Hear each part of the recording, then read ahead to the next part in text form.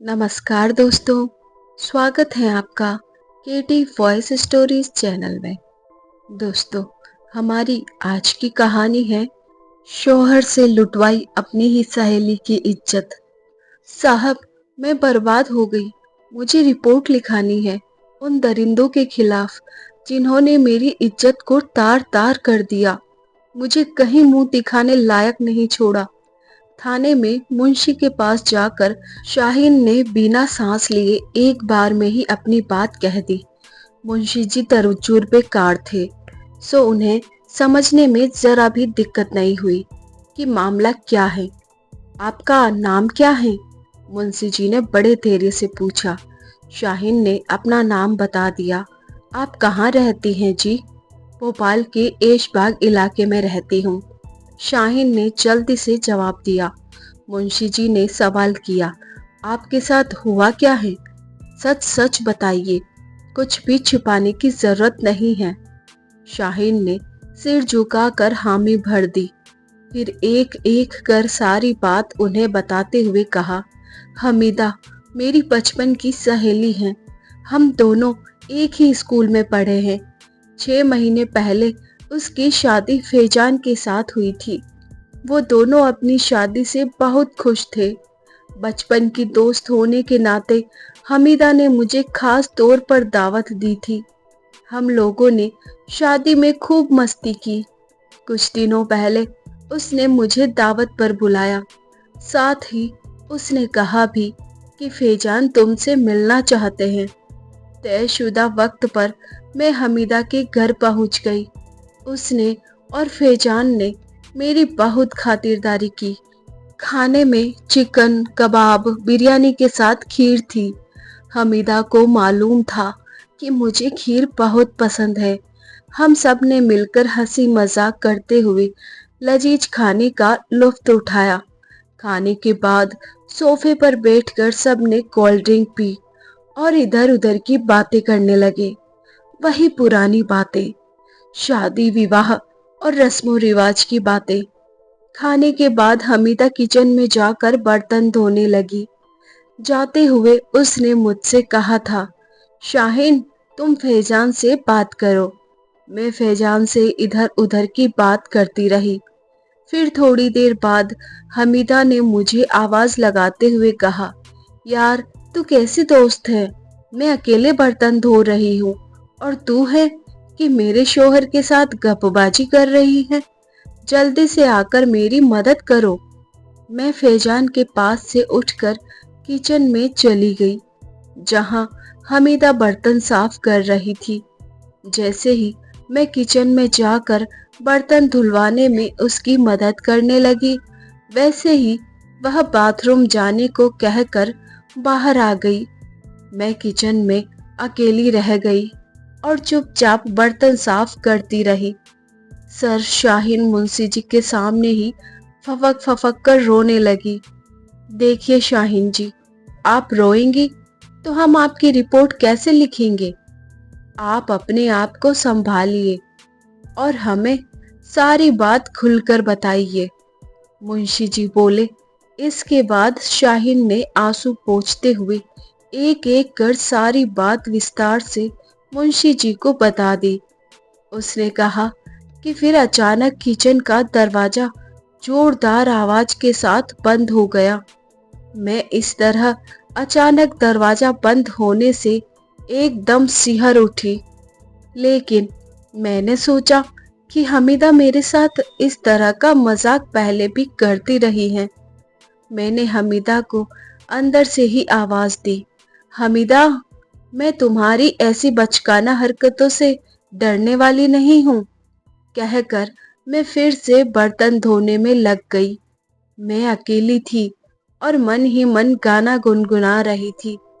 तभी पीछे से अचानक आकर किसी ने मेरी कमर को मजबूती से जकड़ लिया। उसकी गिरफ्त से निकलना नामुमकिन सा था। मेरी घबराहट की वजह से सांस फूलने लगी और मैं बुरी तरह डर गई थी।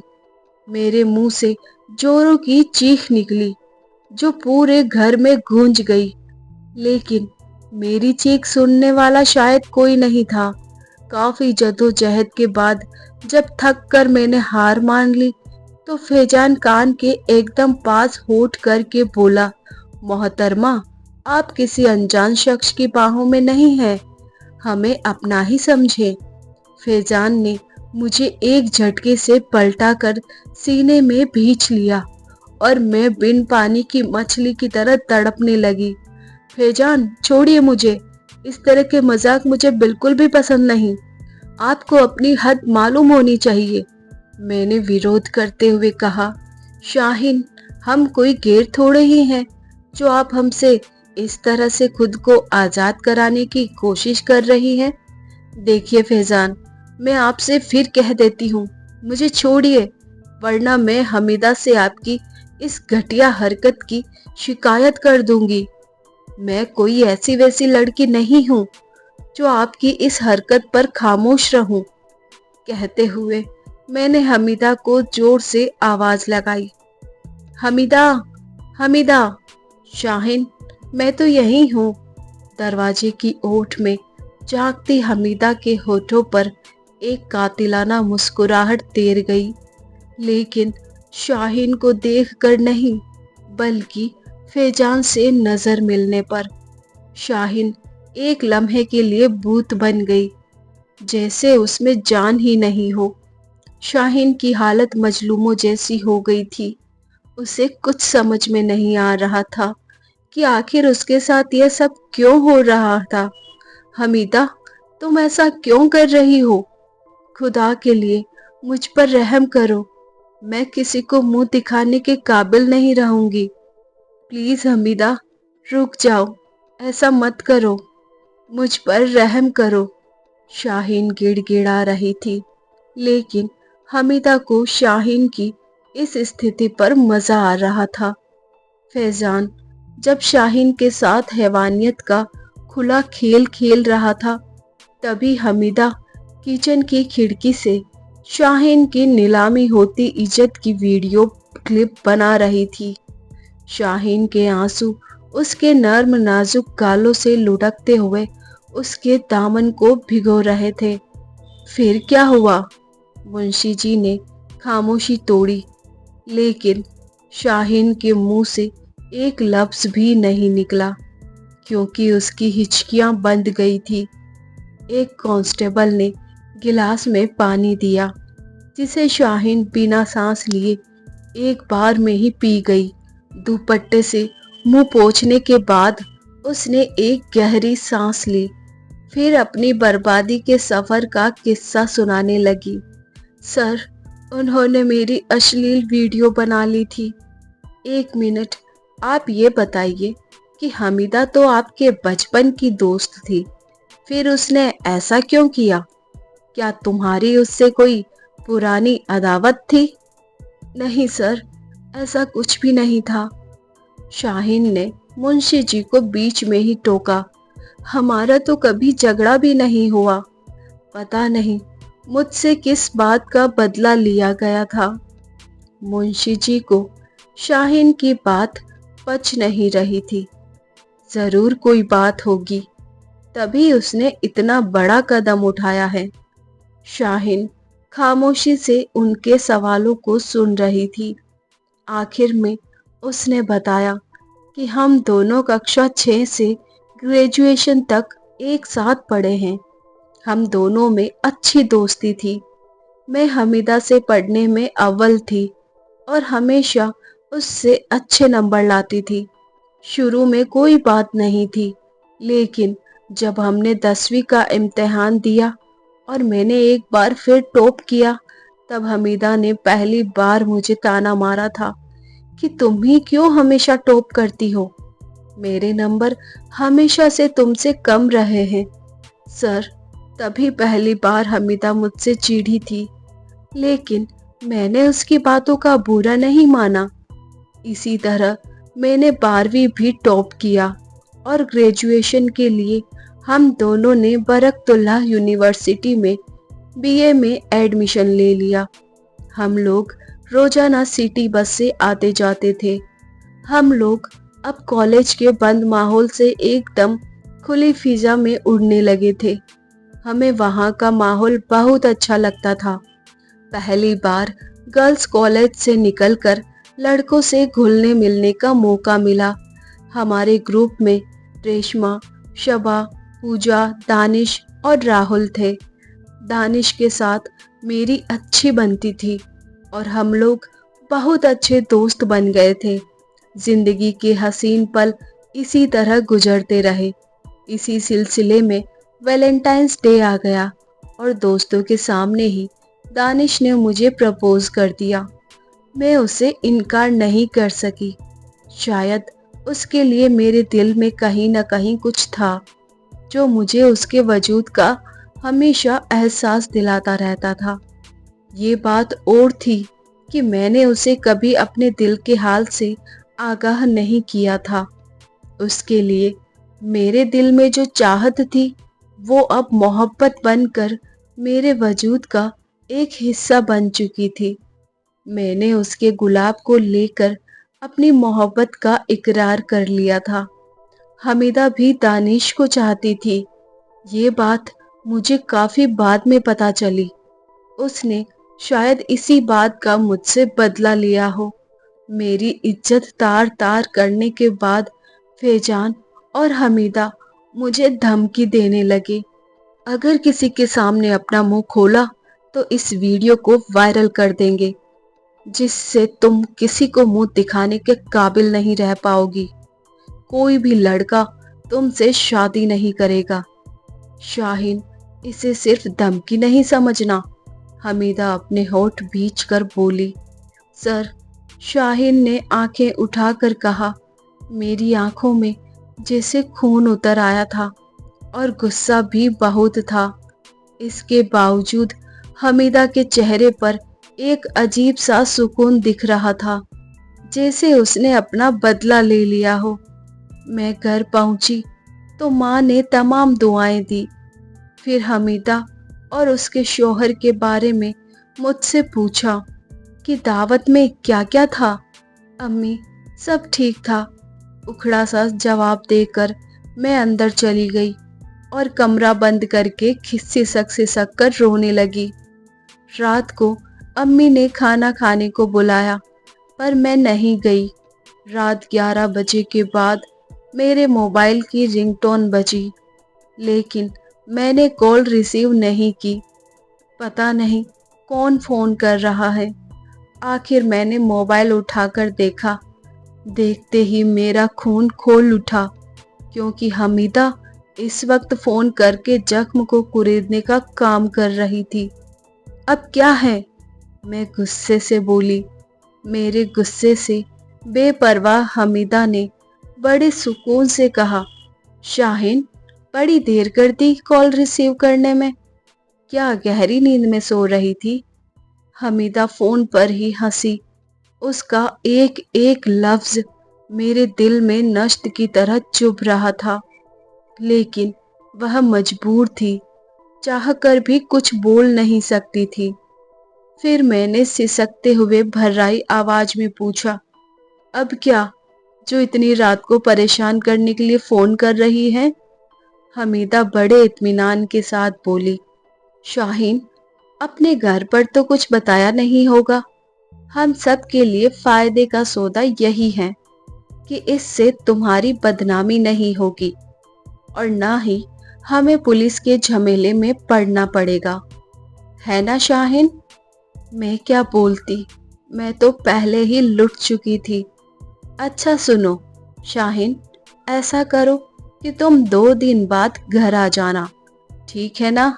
हमीदा मुझे फोन पर ही लेक्चर देने लगी। अब किस लिए आऊं और किस मुंह से आऊं? आप लोगों ने मुझे कहीं मुंह दिखाने के काबिल नहीं छोड़ा है। सुनो हमीदा, अब मुझे माफ करो, मैं नहीं आ सकती।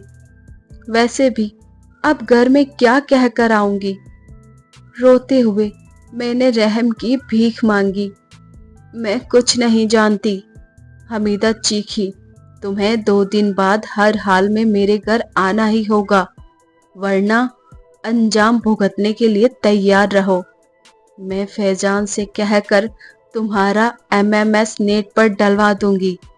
और ये धमकी नहीं है शाहीन, पिक्चर अभी बाकी है। इसके साथ ही फोन डिस्कनेक्ट हो गया। मैं हेलो हेलो करती रही, फिर बूथ बनकर बैठ गई। सुबह 10 बजे के बाद मेरी अम्मी रजिया ने मुझे जगाया, तब जाकर आंखें खुली। क्या बात है शाहीन, तुम्हारी आंखें लाल हैं? किसी बात की परेशानी है क्या? नहीं अम्मी, कोई बात नहीं है। असल में काफी देर रात एक फ्रेंड से बात करती रही, इसलिए देर से उठी हूँ। अच्छा, मुंह हाथ धोकर नाश्ता कर लो। सभी लोगों ने नाश्ता कर लिया है, सिवाय तुम्हारे। मैंने उठकर ना चाहते हुए भी जैसे तैसे नाश्ता किया, फिर सारा दिन अपने कमरे में गुमसुम बैठी रही। मेरा छोटा सा रूम ही दुनिया थी। पूरे दिन और रात मैं इसी उधेड़बुन में रही कि क्या मुझे दोबारा हमीदा के घर जाना चाहिए या नहीं। फिर जो होगा उसे देखा जाएगा। लेकिन अश्लील वीडियो की बात सोचकर मैं सिहर उठी थी। अगर हमीदा ने ऐसा सच में कर दिया तब क्या होगा? अम्मी अब्बू पर क्या गुजरेगी? उनके सिर हमेशा के लिए समाज के सामने झुक जाएंगे। घर पर छोटी बहन नाजनीन का रिश्ता नहीं आएगा। इसी उधेड़बुन में मुझे नींद आ गई।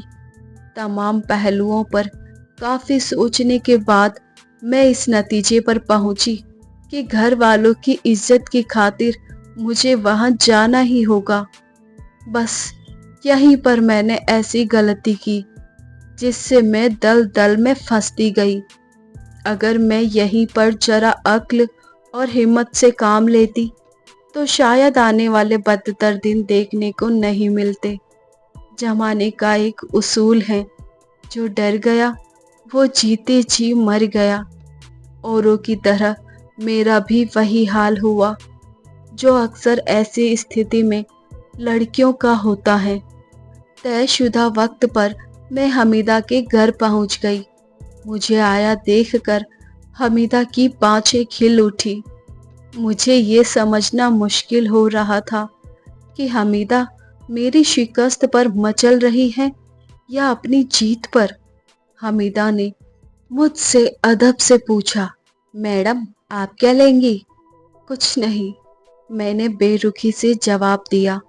खैर आपकी मर्जी। ये मेजबान का हक है कि वो मेहमान की खिदमत में कोई कमी ना रखे। हमीदा ने मुझे सोफे पर बैठने के लिए कहा तो मैं खामोशी से बिना कुछ कहे बैठ गई। सलाम अर्ज है मोहतरमा, फैजान मुस्कुरा कर बोला। मैंने जवाब देना भी मुनासिब नहीं समझा। मैं खामोशी की चादर ओढ़े बैठी रही। अब ये लोग क्या चाहते हैं?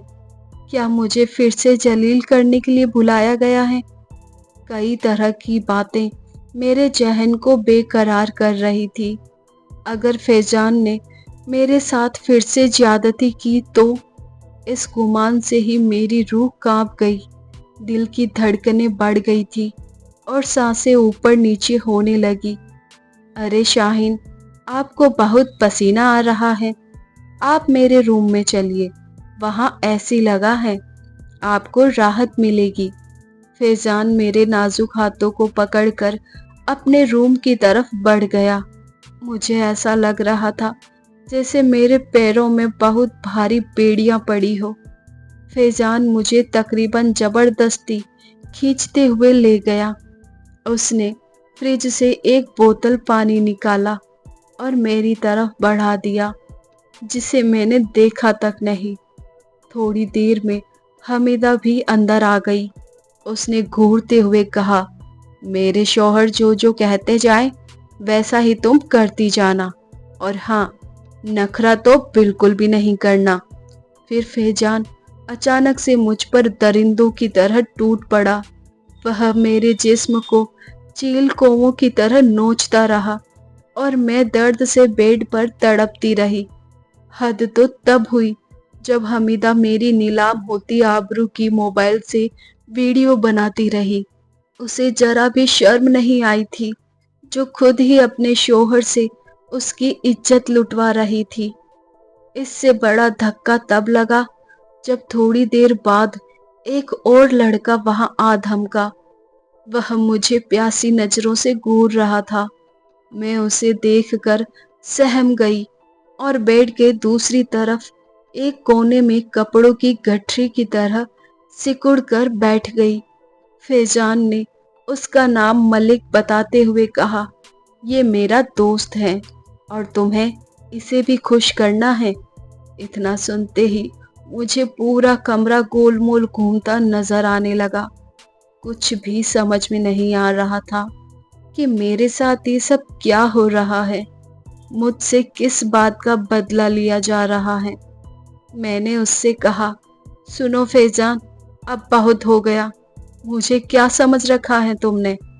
मैं तुम्हारी ये घटिया बात कभी नहीं मानूंगी, चाहे जो भी हो। मेरे सख्त तेवर के खिलाफ हमीदा मैदान में दम दिखाने आ गई।